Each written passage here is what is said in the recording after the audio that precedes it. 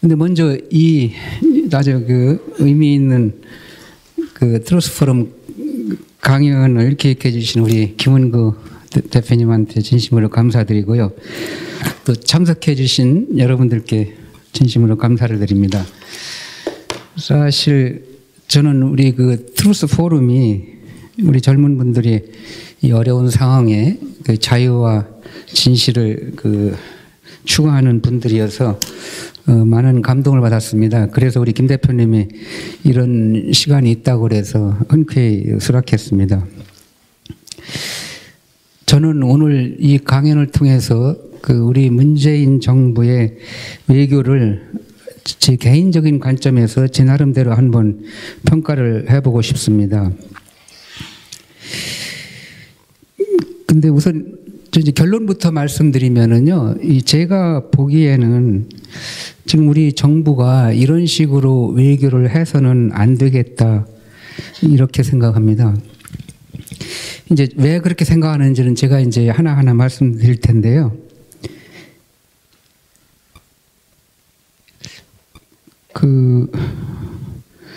사실 지금 보니까 우리 이친군 박사님 아침에 강연하신 걸 알고 있는데 여기 또 바쁜 시간일 텐데 계시네요. 근데 우리 김 대표님이 아까 저를 소개하시면서 잠깐 말씀해 주셨는데요. 사실 그 외교관이라고 하면은 그 웬만한 외교관이라고 하면은 아주 그 불쾌한 일도 그 듣는 사람이 아주 유쾌한 기분이 들도록 말하는 사람이거든요. 그래서 사실은 저희들도 그런데 많이 익숙해져 있긴 해요. 근데 오늘 만약에 제가 외교관처럼 이야기하면은 제 얘기를 들으신 다음에 저 사람 지금 무슨 얘기 했지 하는 그런 생각이 드실 것 같아요. 그래서 저는 오늘 애둘러서 얘기하지 않고 제가 갖고 있는 생각 그대로 솔직하게 말씀드리고 싶습니다. 저도 이제 외교관 생활을 오래 했기 때문에 그런 경우를 많이 보는데, 예를 들어서 이제 우리가 당신 지옥으로 가, 이게 이제 내 말의 골자인데, 그 말을 듣는 사람이 그러면은 지옥으로 가는 길이 어디 있습니까 하고 바로 가고 싶어서 묻게 만드는 식으로 외교관들이 이야기를 하거든요. 근데 그렇게 되면 어떻게 될까요? 그 사람은 지옥에 가게 되는 거거든요. 그래서 오늘 제가 조금 우리 정부가 하는 일에 대해서 저 사람은 뭐 공무원 한 사람이 저렇게 얘기할 수 있어 하고 거부감을 가지실 수도 있는데, 저는 사실 외교부에서 근무하긴 했지만 우리 이제 이친구 박사님 명강의 이런 강연을 통해서 계속 저 나름대로 공부를 지금 하고 있거든요. 그래서 그런 또 공부를 통해서 또 제가 얻은 결과를 말씀드리는 거기도 합니다.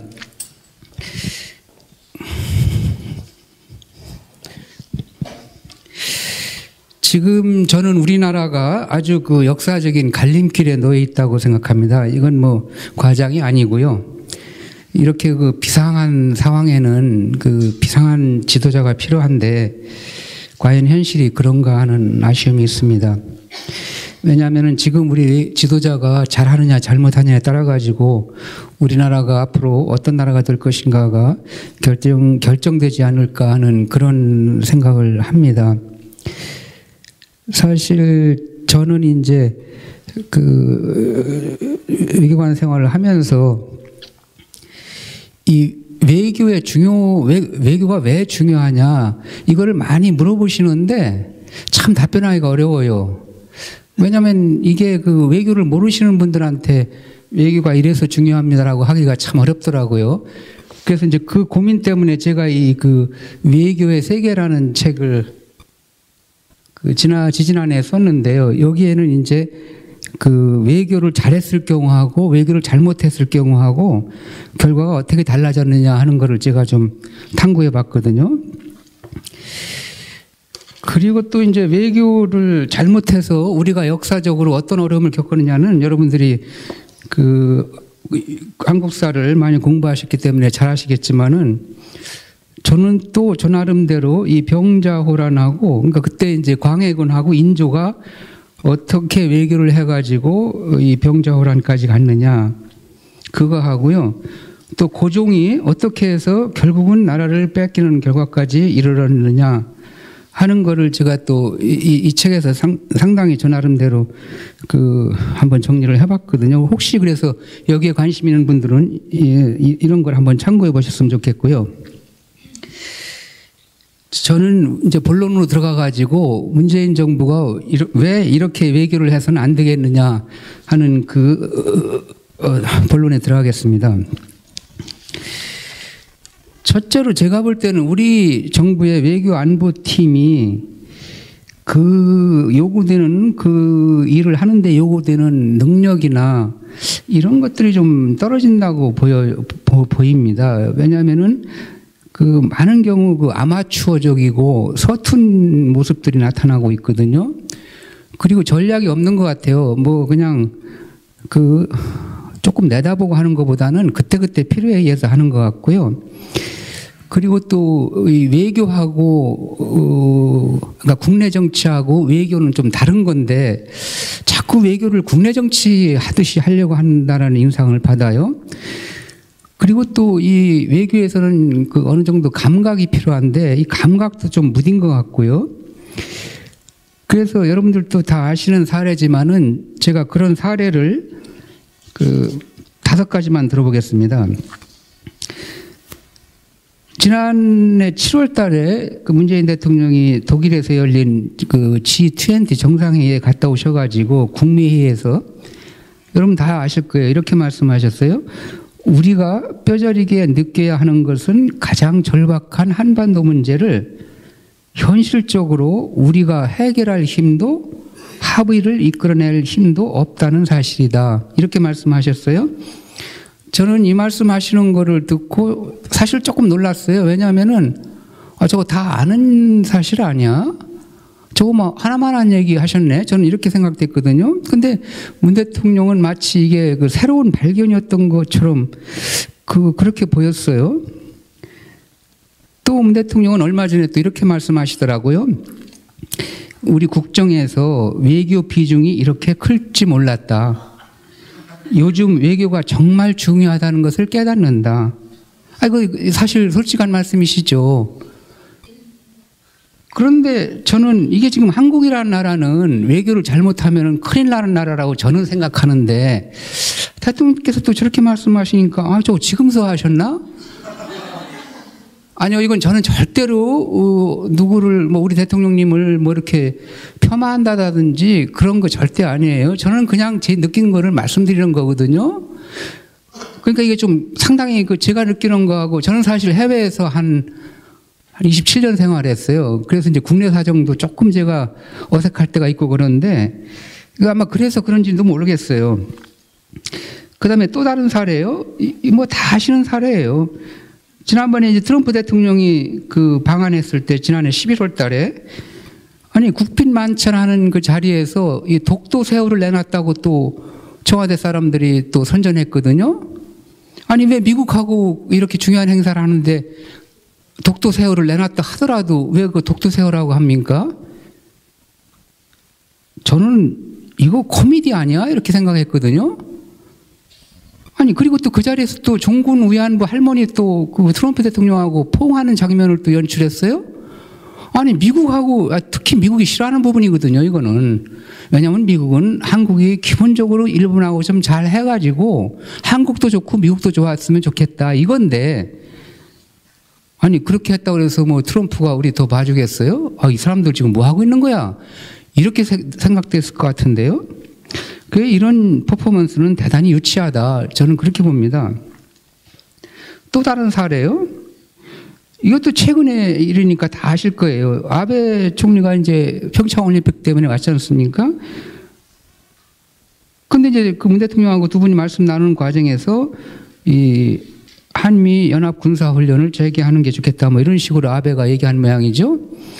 근데 거기다 그거 우리 내부적인 문제니까 당신 간섭하지 마 이렇게 얘기했다고 또 얘기를 했어요. 아니 뭐 얘기한 것까지는 또 제가 뭐 그렇다고 해요. 왜냐면 근데 이거 사실은 국내 문제도 아니거든요. 이게 어떻게 국내 문제입니까? 그런데 그렇게 말했다는 사실을 또 청와대 대변인이 일부러 얘기했잖아요. 그러면 일본은 어떻게 되나요? 아, 일본 사람들 이거 한국 사람들하고 외교할 수 있는 사람들이야? 이렇게 생각했을 것 같아요.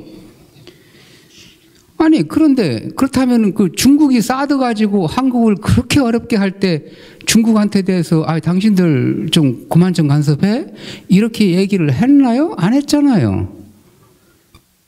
그러니까 지금 아까 제가 우리 지금 정부가 외교를 국내 정치 하듯 한다고 한 근거가 여기에 있는 거거든요. 이거 일종의 쇼. 국민들한테 보여주기 위한 거. 근데 이거는 그냥 지나가면 그만이거든요. 이건 일회성이거든요. 근데 이런 일회성 쇼를 하기 위해서 외교를 망쳐서는 안 되잖아요. 일본, 저는 이 박사님도 항상 제가 강의를 들을 때마다 일본하고 관계가 중요하다고 하시는데 그거 사실 참 중요한 문제거든요. 일본하고 관계를 우리가 잘하는 거는 다른 거 다 떠나가지고 우리 안보를 위해서 일본이 중요한 나라인데 지금 뭐 박근혜 대통령 이후에 계속 일본하고는 또 이명박 대통령 때서부터 일이 어렵게 됐죠. 왜냐하면 독도 방문하셨기 때문에. 어쨌든 그게 좀 그렇고요. 또 하나 사례는 이번에 펜스 부통령, 미국 부통령이 왔을 때 평창에서 여러분 다 아시지만은 아니 그렇게 미국 측에서 우리가 같이 이렇게 만나지지 않게 좀 해달라. 왜냐하면 참 컴포터블하지가 않다. 많이 부탁한 것 같아요. 근데 억지로 같은 테이블에 이렇게 명패라고 그러죠. 플레이스 카드를 놓고 마지막 순간까지 이 펜스 대통령이 좀 앉아줬으면 한 것 같거든요. 결국은 그냥 안 앉고 나가버렸잖아요. 이거 외교 이렇게 하는 거 아니죠.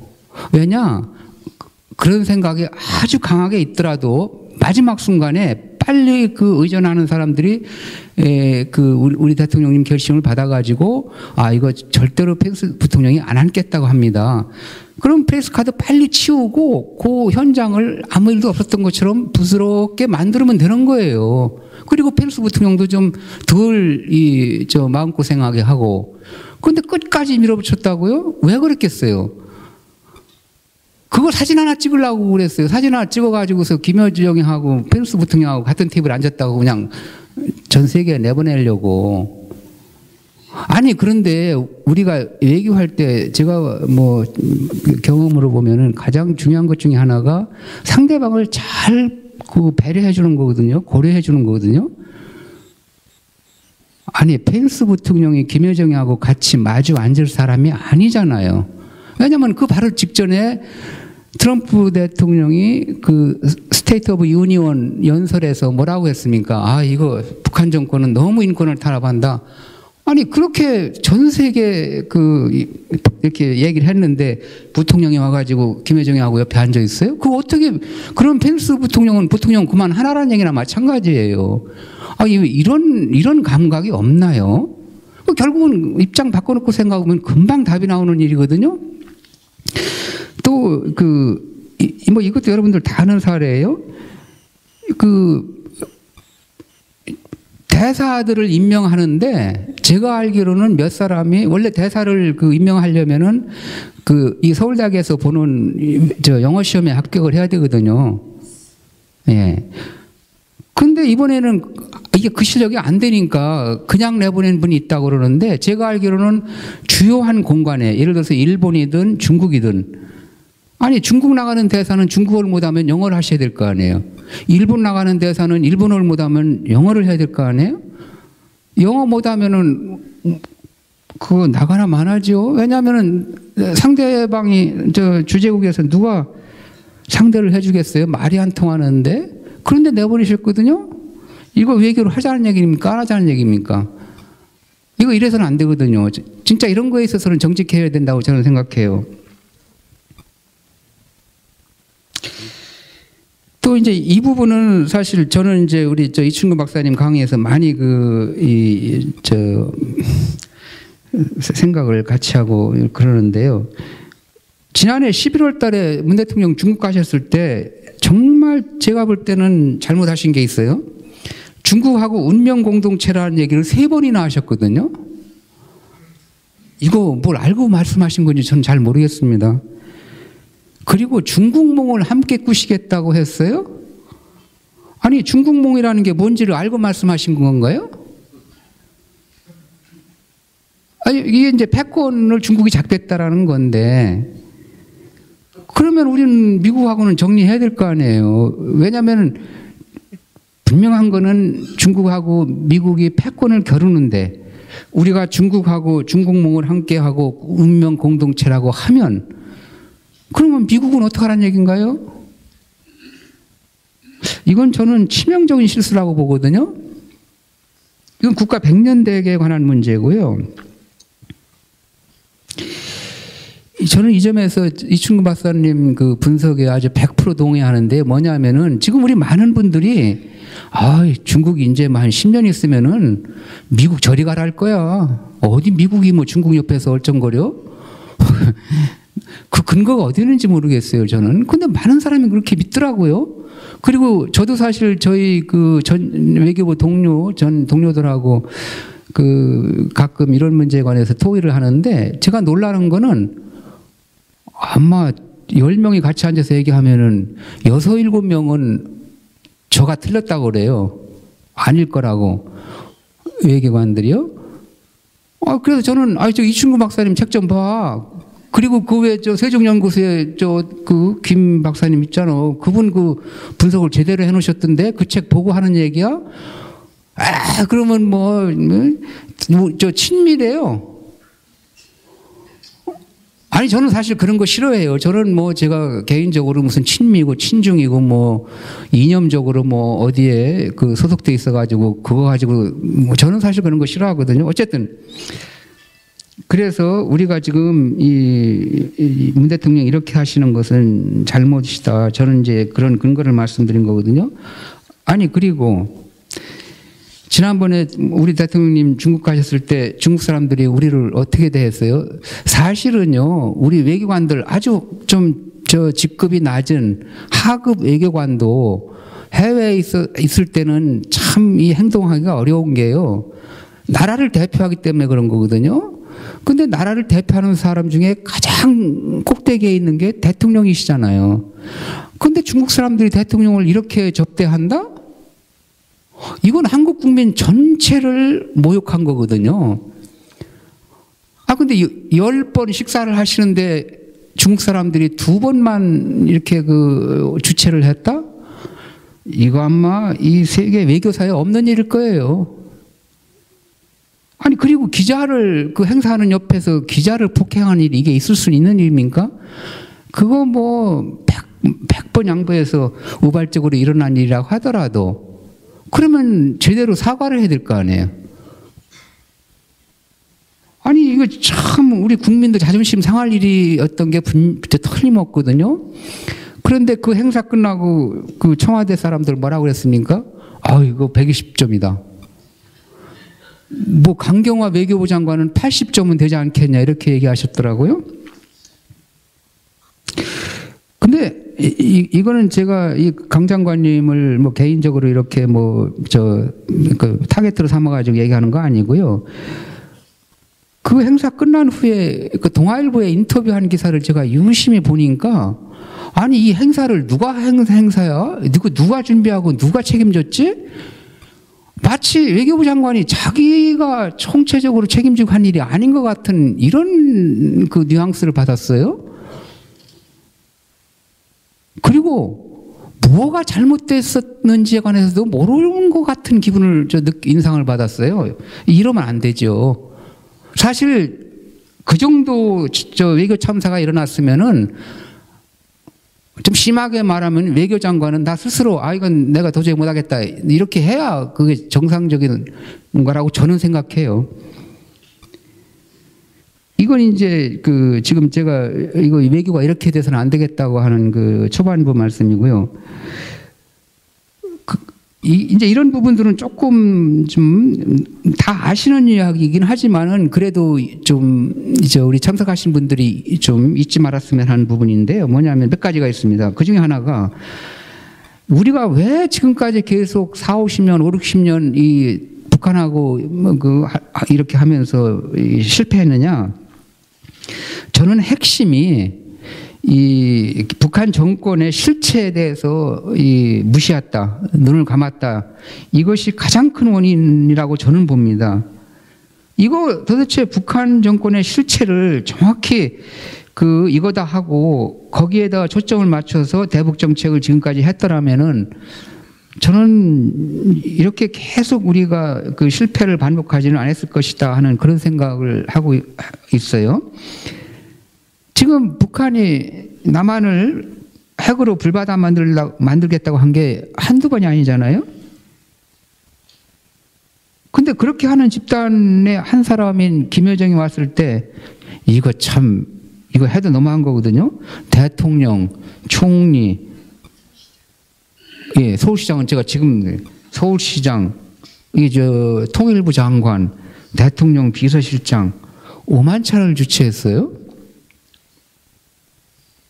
아니 그런데 아까 이제 일본 얘기를 잠깐 제가 했지만은요. 그때 우리가 평창 올림픽 개막식에 일본이 좀 와줬으면 하는 얘기를 많이 했잖아요. 왜냐하면 주변 나라 정상들이 한 사람은 와야 되니까. 근데 어쨌든 뭐 미국이 떠밀려서 왔잖아요. 그 아베 총리가.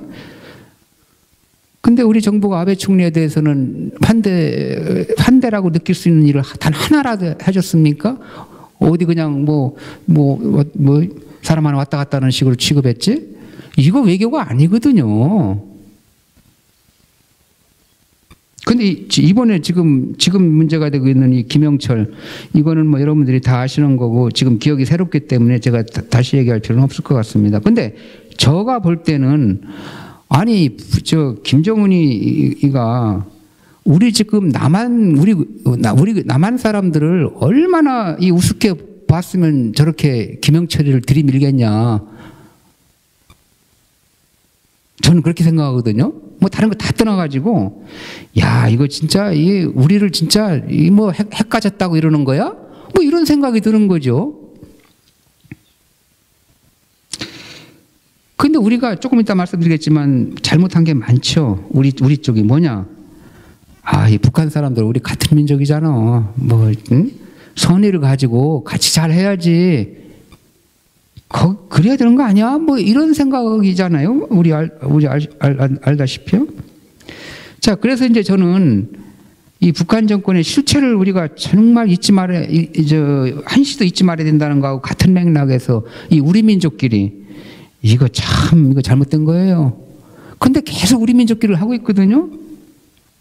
아니 북한이 우리 민족끼리 이런 얘기 하는 거는 저는 그 사람들 얘기하라고 그래요. 근데 우리가 그걸 받아가지고 북한이 동족이라고 하면서 민족적인 감성으로 우리가 접근했잖아요. 그것도 한두 번 하다가 안 되면은 좀 다른 방법을 써야 되는데 끝까지 그러잖아요. 우리 지금 문재인 정부도 마찬가지죠. 이거 동족끼리 잘해야 된다는 거는 정말 이거 천진무구한 겁니다. 이거. 그리고 아주 해로운 겁니다. 그런데 우리가 선의를 가지고 이 동족한테 잘하면은 이제 북한도 좀 변할 수 있지 않을까? 이거 저는 자기 기만이라고 생각하고요. 근데 이번에 평창 올림픽 할 때 또 발동됐잖아요. 단일팀이다, 한반도기다, 우리는 하나다라는 구호 외치면서. 근데 혹시 지금 여기 들으시는 분 중에 저 사람 지금 무슨 말을 저렇게 하고 있는 거야 하시면은 제가 감사할게요. 근데 저는 이건 아니라고 생각되거든요. 그러니까 의견은 다를 수가 있으니까요. 그래서 이런 주술에 빠지면은 우리는 그리스 신화에 나오는 시지프스처럼 그냥 돌멩이를 산꼭대까지 올라갔다 다시 내려오고 이거 지금 우리가 5, 60년 했지만 앞으로 100년 해도 부족할 거라고 생각합니다. 근데요, 우리 민족끼리가 이게 왜 잘못된 거냐면요. 이게 북한에 대해서 상호주의를 안 하려고 하거든요. 우리 민족끼리라는 정신 때문에. 상호주의는 뭐냐면은 이것도 뭐 우리 이 박사님 책에도 잘 나와 있지만은 이거 국제관계에 있어서 아주 중요한 그 기본이거든요. 이거 잘 돼야 국제관계도 건강하고, 사실 우리 개인관계도 그래요. 개인관계도 뭐 사실 따지고 보면은 서로 주고받고 하는 건전한 관계 속에서 이게 오래가지, 일방이 타방한테 계속 주기만 하려든지 받으려고만 하면 이게 어떻게 오래갈 수 있겠습니까? 만약의 경우에 김대중 노무현 대통령이 이 상호주의 원칙을 그때 뭐라고 했습니까? 그 참 한심한 소리다. 이거 답답한 소리 좀 그만해. 어떻게 북한 같은 그 사람들한테 주고받으려고 그래. 우선 줘야지. 그러면 저 사람들 변할 거 아니야. 자기들도 양심 있지. 받고 나서 그냥 입 딱 씻겠어? 그 사람들 어떻게 했습니까? 그래서 절대로 우리 민족끼리 이거 이러지 말아야 된다. 근데 제가 최근에 아주 흥미있는 그 표현을 하나 봤는데요. 이 미국의 그 미 기업연구소로 그 AEI라는 데 그 니콜라스 에버슈타트라는 사람이 있어요. 저는 참 이 사람이 대단하다 한 게, 그 햇볕 정책 김대중 대통령이 시작하기 전에 이 사람이 Foreign Affairs에 뭐라고 썼느냐면은 이거 반드시 실패한다. 실패했잖아요. 제가 볼 때는 뭐 성공했다는 사람도 있는데, 근데 이 니콜라스 에버슈타트가 최근에 쓴 에세이에 보니까 이거 우리 민족끼리라는 단어는 그 다른 말로 하면은 주한미군 철수다. 뭐 이렇게 얘기했더라고요. 근데 우리는 이 용어에 그 북한 사람들이 쓰는 용어의 다른 의미를 우리들이 그걸 동의해서 쓰고 있거든요. 그래서 이거 참 문제가 있다 이거고요. 그 다음에 이것도 사실은 상당한 논란이 있습니다. 제가 말씀드리는 이 포인트도 뭐냐면은, 남북 관계를 잘 하면은 한반도 문제를 풀어갈 수 있다. 이게 지금 소위 그 북한에 대해서 포용 정책을 주장했던 김대중, 노무현, 문재인 정부가 갖고 있는 거의 확신이거든요. 저는 이거 착각이라고 봅니다. 이게 저는 두 가지 이유가 있다고 보는데, 하나는 이게 한반도를 둘러싼 역학관계가, 이 국제적인 역학관계가 우리끼리 잘해가지고 이게 과연 일이 풀릴 수 있는 거냐, 한계가 있다 이거고요. 또 하나는 북한이 우리하고 그런 같은 생각을 가지고 잘 해주면은 말이 맞는데, 지금까지 전혀 북한이 그런 방향으로 움직여주지 않았잖아요. 지난해 6월 달에 이제 문 대통령이 미국에 가시면서 워싱턴 포스트하고 인터뷰를 하셨어요. 그때 뭐라고 하셨냐면은, 이게 얘기예요. 우리가 북한하고 관계를 잘 다뤄가지고 이렇게 했을 때 남북한 관계가 아주 평화로웠고, 또 미국하고 북한 간에도 긴장이 덜했다. 그래서 우리가 잘 살펴보면은 한반도 상황이 안정적이고 평화로웠을 때는 우리가 북한하고 관계를 잘했을 때다. 이렇게 말씀하셨어요. 이거 완전히 틀린 얘기는 아닌데요.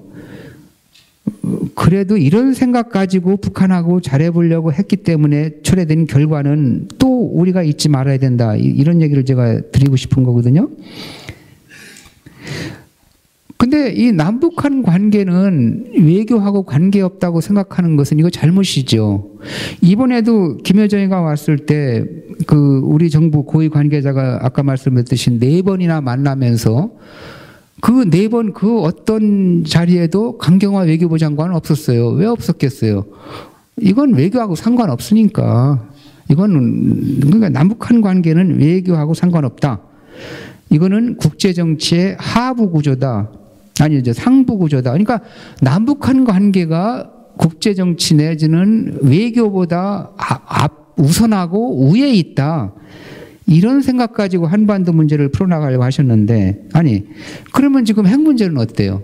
이거 핵 문제는 지금 이런 그 맥락에서 보면은 남북한이 풀을 수 있는 문제인가요? 아니, 당장 북한이 너희들하고는 핵 문제 얘기 않겠다고 하는데 이게 모순이잖아요. 근데 저는 또 참 이분 제가 이 책에서요, 저 노무현 대통령의 동북아 균형자론을 상당히 제 나름대로 이제 깊이 있게 들여다봤는데, 그때 역할을 했던 분이 문정인 교수예요.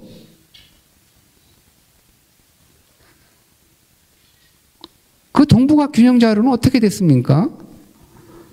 근데 이분이 지금 이제 대통령 특보이신데, 한반도 외교를 한반도화해야 한다. 이분 지론이에요. 지난해 이제 9월 달에 북한이 6차 핵실험을 했잖아요. 근데 그 직후에 이 문 교수가 인터뷰를 했는데, 그 인터뷰에 뭐라고 했냐면은, 북한과의 대화를 통해 남북 관계와 북미 관계의 선순환 구조를 만들어야 한다. 이거 지금 문 대통령이 계속 말씀하시는 거거든요. 그리고 지금 정부의 그 통일 외교 안보 하시는 분들이 이거 아주 신조로 믿고 계세요.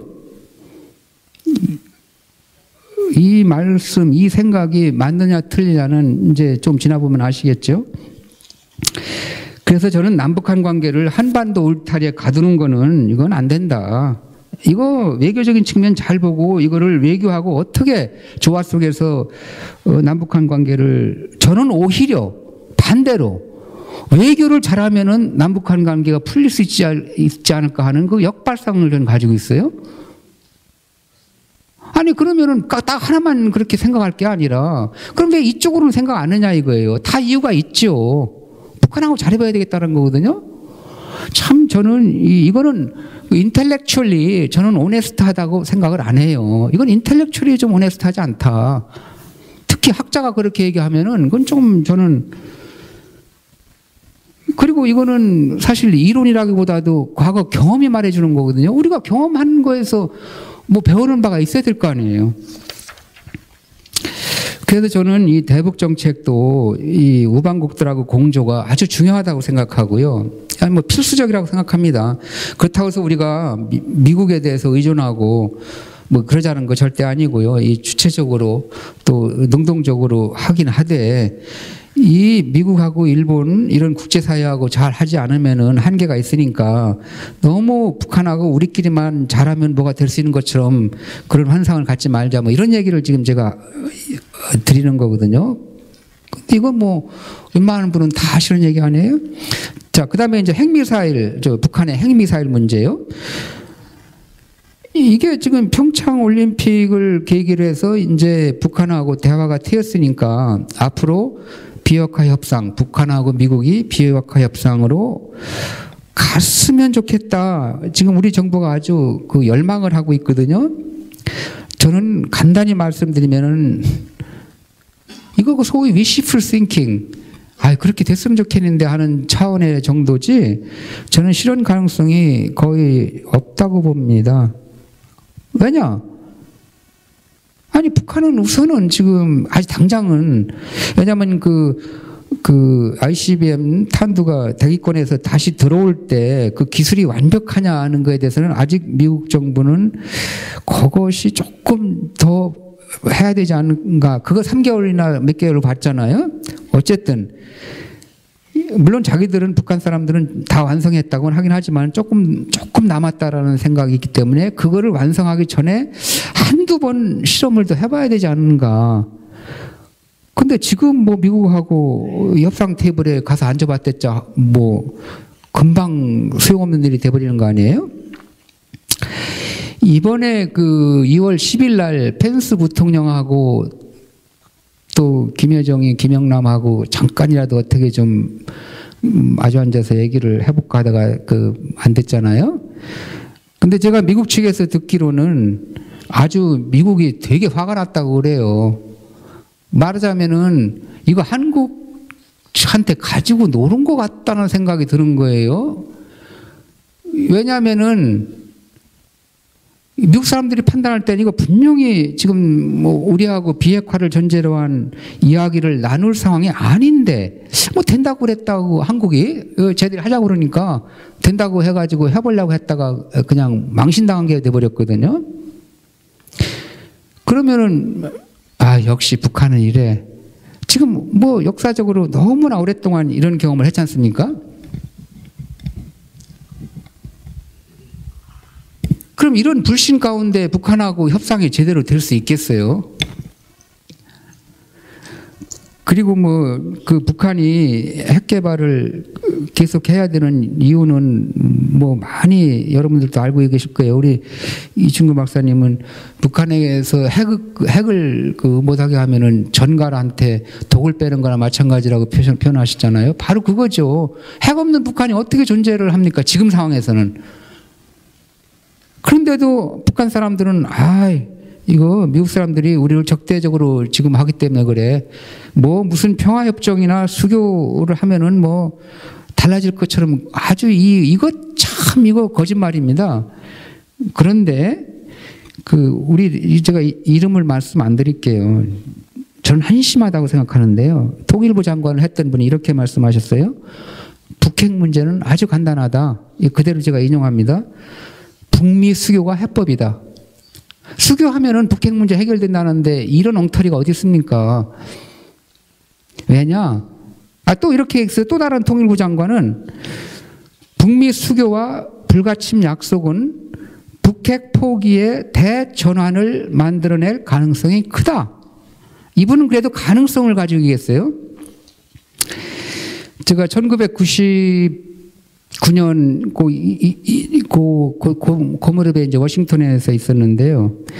그때 한참 북한 사람들이 와가지고 대사관 그 청사를 물색하고 돌아다녔어요. 그래서 이거 수교가 되는가 보다. 안 됐죠. 그때 제가 거기서 그 미국 사람들한테 듣기로는 결심이 안 선 거예요. 상당히 유혹은 느꼈는데 왜 결심이 안 섰느냐? 아니 평양에 성적이 나붙기면 이게 어떻게 되는 거지? 우리는 지금까지 미국 사람들이 제1의 적이었잖아요. 북한 주민들한테. 근데 성적이 나붙기고 미국 사람들이 와서 막 활개치고 돌아다니고 이거 우리 감당할 수 있어? 못한 거예요. 그리고 제가 북한 사람 입장이라고 하더라도 아니 미국 사람들 뭐 4년이나 8년에 한 번씩 행정부가 바뀌는데 저것도 말 바꾸면 어떻게 되지? 우리한테 뭐 일껏 안전 보장해 준다고 했다가 말 바꾸면 어떻게 돼? 이런 불안이 있지 않겠어요? 그래서 이 북한이 핵을 포기한다는 건 참 어려운 일이라는 걸 우리가 알 수가 있는 거고요. 또 하나는 확실한 거는 이 점도 저는 잘 우리가 알고 있어야 된다고 봐요. 뭐냐?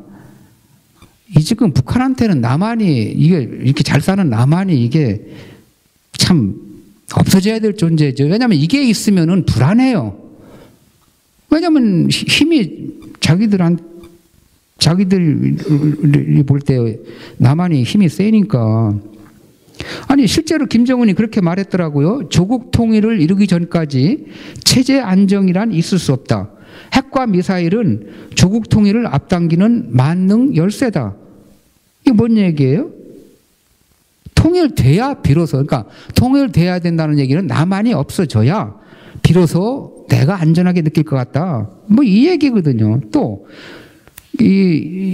이렇게 얘기했어요. 우리가 핵을 보유하는 목적의 하나는 조선 반도의 통일을 이룩하기 위한 것이다. 김정은이는 뭐 이거 그냥 그 사람 항상 하는 얘기 아니야 하면은 할 말이 없지만요. 지난해 8월 달에 적들을 무자비하게 쓸어버리고 서울을 단숨에 타고 앉으며 남반부를 평정할 생각을 하라. 이렇게 얘기했잖아요. 이거 말이라도 이렇게 하면 안 되죠. 우리 민족끼리. 아니 그렇지 않습니까? 우리가 북한에 대해서 이렇게 얘기한 적 있습니까? 그런데요, 지금 소위 북한에 대해서 포용적인 자세, 포용적인 그 정책을 해야 된다고 믿는 분들은 북한이 핵을 갖고 있는 거를 그 체제 안전에만 국한시켜요. 그 이상은 아니다라고 얘기하거든요. 그런데 최근에 그 미국 그 정보기관들이 미국에 많잖아요. 그 공통된 그 종합적인 의견이 이거 북한 핵무장은 이거 한반도 적화통일하기 위한 거다. 이렇게 아주 공공연히 이제 그 이야기를 하기 시작했어요. 그리고 그 트럼프 행정부의 그 핵심 인사들하고 군 수뇌부들도 아주 이구동성으로 이 북한 핵무장은 한미동맹 해체와 주한미군 철수를 목표로 한 거다. 그런데도 우리 지금 포용정책 주장하시는 분들은 어떻게 북한이 우리한테 핵을 쓰나? 그거 아니잖아? 이렇게 얘기하잖아요. 이건 아니다라는 게 제가 그 개인적으로 생각하는 거고요. 앞으로 이제 이 뭐 정상회담이 어떻게 될지는 모르지만은 남북한 간에 이제 북한은 어떻게든지 이 한미 갈등을 유발하면서 제재에서 빠져나가려고 애쓸 겁니다. 거기에 우리 정부는 상당 부분 이 갈짓작걸음을 하지 않을까 하는 게 제 예측이고요. 이 마지막으로 말씀드릴 게 이제 한미동맹입니다. 이 한미동맹 이야기하면은 이 한미동맹이라는 말을 꺼내자마자 저 사람 얘기 뻔해. 뭐 한미동맹 중요하다는 얘기 아니겠어? 뭐 이렇게 얘기를 하거든요. 근데 저는 이 한미동맹의 그 앞날이 아주 어두워지는 거 아닌가 하는 그런 느낌을 받아요. 지난해 10월 달에 강경화 장관이 산불, 여러분 다 아시는 산불 입장이라는 거 내놨지 않습니까? 이거 한미동맹 그만두자는 얘기나 마찬가지예요. 그 입장을 가지고 어떻게 한미동맹을 계속할 수 있다고 하는 겁니까? 저는 솔직히 이게 우리 정부가 실수한 건지 의도한 건지를 모르겠어요. 왜냐?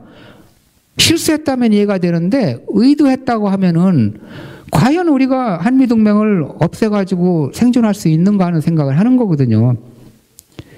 그러면서 그 입장을 내놓은 다음에 이 동해에서 우리 한국, 미국, 일본이 항공모함 훈련하자고 하니까 미국이 하자고 하니까 우리는 조금 그렇다 아주 안 했잖아요.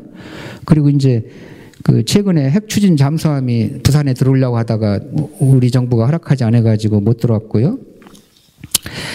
또 이 펜스 부통령이 한국에 왔다가 참 그 미국 언론이나 한국에서 아주 좀 본전도 못 건지고 돌아가셨는데 이제 트럼프 대통령한테 방한 결과를 이제 보고한 다음에 어떤 일들이 나왔습니까? 첫째, 트럼프가 이렇게 얘기했어요. 한미 FTA는 재앙이다. 이건 뭐 전에도 한 얘기죠. 재협상 성과가 없으면 폐기하라. 폐기하겠다. 또 6.25 때 미국이 도와줬으니 이젠 부유해진 한국이 좀 대갚아야 되는 거 아니냐. 그러다가 이 동맹국 중에 유일하게 우리한테만 철강 관세 부과를 결정했지 않습니까? 일본은 우리보다 3배나 무역 흑자를 보고 있는 나라인데 빼줬어요. 뭐 여러분 다 아시잖아요. 왜 빼줬는지. 그런데 이런 상황을 놓고 문 대통령은 당당하고 결연하게 대응하라. 이거 참 어색한 얘기거든요. 아니 우리는 그래요. 당당하고 결연하게 대응해요. 근데 미국이 안보와 통상을 구분하지 않는데 우리가 어떻게 이걸 분리할 수 있겠어요? 그리고 힘센 사람은 힘센 쪽은 미국인데 이런 대응이 효과적일 수가 없죠. 그리고 이런 말을 듣는 그 트럼프 행정부 사람들은 어떻게 느낄까요? 아니 우리가 이 결연하게, 이 영어로 리소루틀이라는 단어인데 이거 국내 정치 용어를 몰라도 동맹국에 대해서 쓸 수 있는 용어는 아니거든요. 제가 97년도에 그 IMF 때 워싱턴에서 근무했는데요. 그때 이제 우리가 그 구제금융을 받아야 되는데 이 로버트 루빈 재무장관이라는 사람이 클린턴한테 이거 절대로 해줘서는 안 된다고. 그 소위 그때 당시 우리가 모랄 해저드라는 거 있었지 않습니까? 이거 한국 사람들 좀 정신 차리게 만들어야 된다. 그래서 이 구제금융 받는 것조차 이게 아주 힘들었는데 제가 아주 말씀을 드릴게요. 그때 그 청와대 그 유종화, 제가 사람 이름까지 말씀드리는 이유는 그냥 생동감 있게 해드리기 위해서 그런데 유종화 외교안보 수석이 워싱턴 시간으로 6시인가 7시에 전화를 하셨어요. 빨리 올브라이트 장관 찾아가지고 전화 연결해라. 그래서 보통 8시는 돼야 이제 일을 시작하지 않습니까? 제가 그때 이제 그 워싱턴 정무과에서 국무부에 이렇게 봤더니 참 재밌더라고요. 올브라이트 국무장관이 국무부에서 제일 먼저 출근하는 사람이에요. 우리 한국에서는 사무관이 제일 먼저 나오고 그 다음에 이제 장관은 제일 늦게 나와야지. 그래야 일이 되거든요. 왜냐면 사무관이 나와서 서류 챙기고 뭐 하고 해서 이제 자료 갖다 드리고 해야 이제 장관이 일을 하실 수 있는데 그때 보니까 올브라이트가 제일 먼저 나와 있어요. 그때 통화를 했는데 우리 논리가 뭐냐. 야, 이거 우리 망하면 너들은 괜찮아? 아주 막 대놓고 협박이죠. 그래서 올브라이트 국무장관하고 국방부 장관이 클린턴 대통령한테 이거 아무래도 이번 한 번만은 좀 우리가 안보를 위해서 한국을 좀 지원해 줘야 되겠습니다. 그래가지고 결국 클린턴이 마음이 들어서 가지고 그때 구제금융으로 이어졌거든요. 왜 이 말씀을 드리느냐? 안보하고 통상이 그 경제가 분리될 수 없다는 말씀을 제가 드린 거고요. 근데 며칠 전에 제가 아주 놀란 게 이 트럼프 대통령이 한국을 이 so-called ally라고 그렇게 불렀어요. 이거 좀 뭐 실수하신 것 같기도 하고요. 이른바 동맹국이라는 게 뭘까요? so-called. 한국이 so-called ally다? 이거 대통령 입에서 나올 수 있는 얘기인가요? 물론 뭐 트럼프 대통령은 자기가 하고 싶은 말 다 하니까, 그리고 자기가 하고 싶은 말 다 해도 아무 피해가 없는 나라의 대통령이니까 뭐 이렇게 얘기하시는지는 모르겠어요. 근데 어쩌다가 지금 여기까지 왔냐, 이런 생각이 저는 들었고요. 이거 소콜드라고 그러면은 이 껍데기만 나오면 동맹이다 이제는. 그러면은 저는 미국이 일본만 확실히 잡으면 문제가 없다고 오판하지 않았으면 하는 생각을 합니다. 뭐 트럼프 생각이 앞으로 어떤 행동으로 나타날지는 모르겠지만은 참 불안한 건 사실이죠. 그래서 우리가 한미동맹 하면은 군사 안보만 생각하는 경향이 있거든요. 절대 그런 게 아니고요. 이 경제가 우리한테는 지금 한미동맹은 더 중요한지도 모르겠어요. 왜 그러냐면은 만약에 이 한반도 사태가 지금 좀 더 심각하게 돼 가지고 미국 투자자들이라든지 이런 사람들이 한국 그 투자를 줄일 경우에, 그것도 갑자기 줄일 경우에 우리 경제가 어떻게 될 것인가, 저는 참 걱정이 됩니다. 이제 제가 시간이 없어서 결론을 내려야 되는데요. 지금까지 말씀드린 게 아주 솔직히 말씀드려서 저는 100% 다 틀렸으면 좋겠어요. 제가 말씀드린 게. 그래야 이게 되는 거거든요. 이 외교는 한 번 잘못되면은 그 대가를 치르게 되어 있습니다. 그리고 우리 그 외교하는 사람들 머릿속에는 이런 생각이 늘 들어있죠. 외교에서의 실수는 전쟁에서의 실수만큼이나 가혹하다. 외교는 한 나라의 운명을 결정하는 아주 사활적인 게임이다.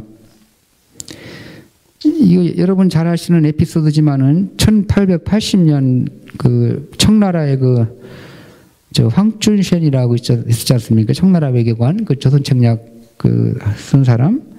이 사람이 그때 우리 영국, 그때 당시에 도쿄에 있는 영국 공사한테 지금으로 하면 대사죠. 뭐라고 했냐면은 조선 사람들은 가만히 보니까 집에 불난 줄도 모르고 처마 밑에서 째째거리는 참새 같다.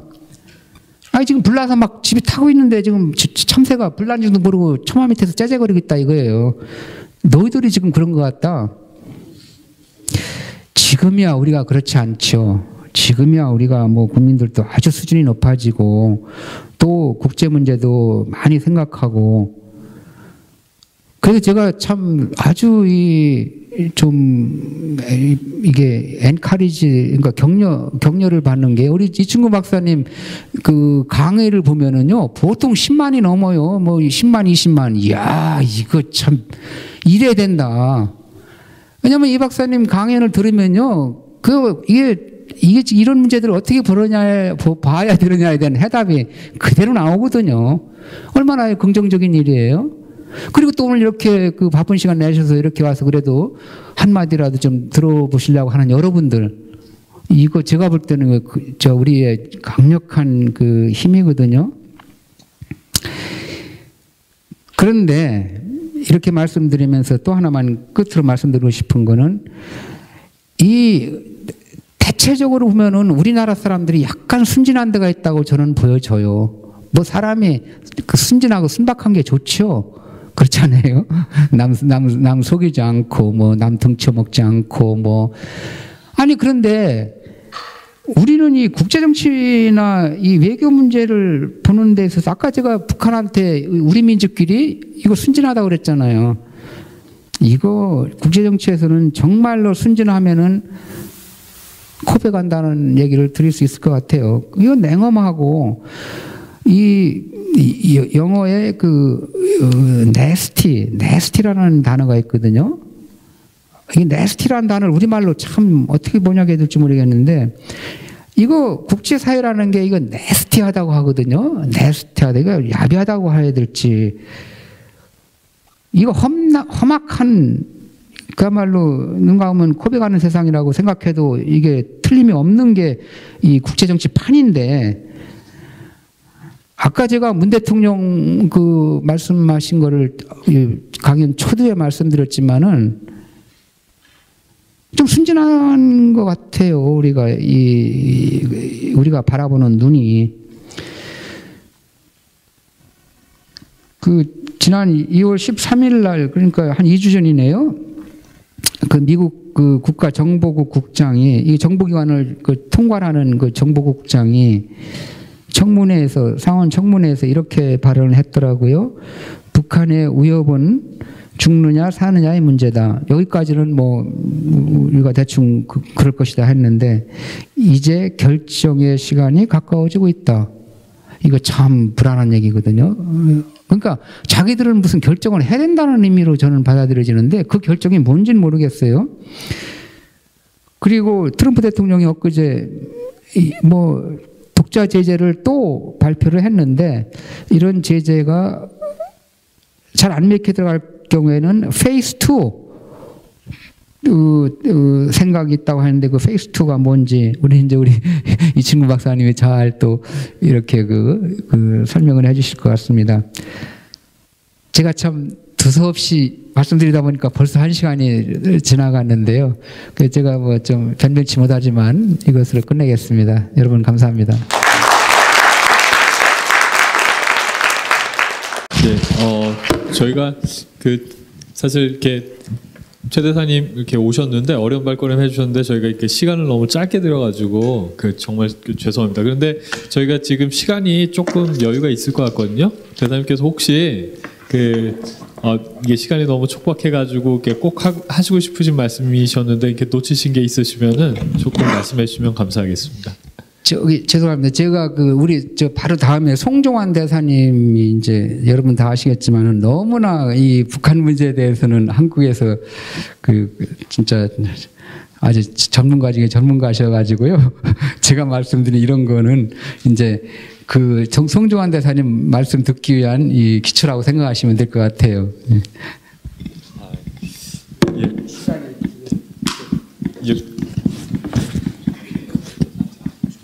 네, 그러시면 돼요. 기다리시면 안 됩니다. 예. 저희가 그러면은 그 혹시 궁금하신 것이나 질문하실 것이 있으시면은 그러니까 손을 들어서 표해 주시면은 저희가 질문 시간을 드리도록 하겠습니다. 그리고 그 질문은 아까 전에도 저희가 오전에도 그렇게 했듯이 저희가 1분 그 시간을 재겠습니다. 그리고 이렇게 10초 넘어가실 때마다 10,000원씩 벌금 내시는 걸로 이렇게 운영을 하겠습니다. 이 룰을 정해드렸더니 이게 시간을 너무 잘 지켜주셔서 감사합니다. 혹시 질문 있으시면은 부탁드리겠습니다. 제가 좀 질문을 드리고 싶은데요.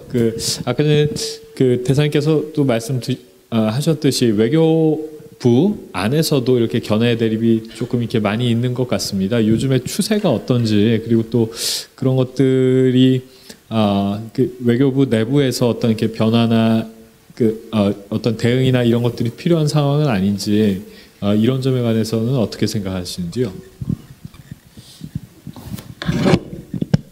근데 저는 이게 해외에서 이렇게 다른 나라 외교관들하고 이거 사실은 뭐 총을 안 든 그 싸움이라고 하는데요. 해외에서 우리가 이제 다른 나라 정부를 상대로 해가지고 외교를 하는 게요. 저 경험으로 보면은 우리 지금 외교부 말씀하셨는데 이게 아주 좀 죄송한 말씀이지만 저는 이 면허증도 없이 의사를 한 사람이었다는 생각이 들 정도로 제 실력이 좀 형편없었구나 하는 생각을 해요. 그래서 우리 외교부도 그렇고 이 실력이 아주 빵빵한 사람들이 해외 전선에서 나가서 싸워야지. 아까 그래서 제가 영어 말씀드린 게 바로 그런 맥락이거든요. 우리 후배들도 공부를 좀 많이 더 해야 될 것 같습니다.